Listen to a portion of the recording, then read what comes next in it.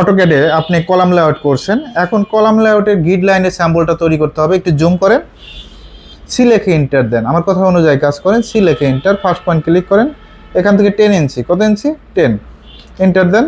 আমার সার্কেলটা বেশি জুম করেন না, লাইন নেন, এল লেখে এন্টার, কি লেখে এন্টার, এল লেখে এন্টার, এই পয়েন্ট থেকে 7 ইঞ্চি, ওকে এন্টার দেন। আবার এই পয়েন্ট থেকে 7 ইঞ্চি, এন্টার দেন।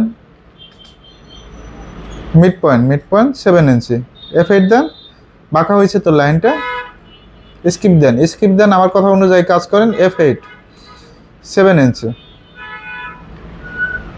এন্টার, ওকে। আবার সামনে থেকে লাইন নেন 10 ইঞ্চি, এখান থেকে 10 ইঞ্চি, তারপর লাইন নেন, এল লেখে এন্টার, জয়েন করে দেন এই পয়েন্ট থেকে এই পয়েন্ট, F8 দেন। প্রত্যেকটা পয়েন্ট টু পয়েন্ট সুন্দরভাবে কাজ করেন।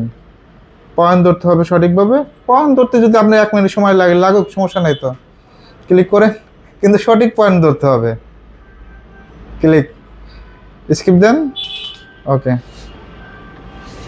তারপর আমাদের কি করতে হবে, মাঝখানেটা সিলেক্ট করে ডিলিট করে দেন, এই সি লেখে এন্টার, কি লেখে এন্টার, তারপর এখানে সোল্ডে ক্লিক করেন, জাস্ট এখানে ক্লিক, এন্টার, ওকে। এখন আমরা এই গ্রিড লাইনের স্যাম্পলটা কপি করেন, সিলেক্ট করে কপি, সিপি লেখে এন্টার, কি লেখে এন্টার, সিপি লেখে এন্টার, পয়েন্ট ধরেন সুন্দরভাবে, যেটা কলাম লেআউট করছেন পয়েন্ট ধরে বসায় দেন, সুন্দরভাবে পয়েন্ট ধরে বসায় দেন। ছোটো করে কাজ করেন, এত বড় করলে দেখাই যাবে না, জাস্ট ক্লিক, ওকে, জাস্ট ক্লিক।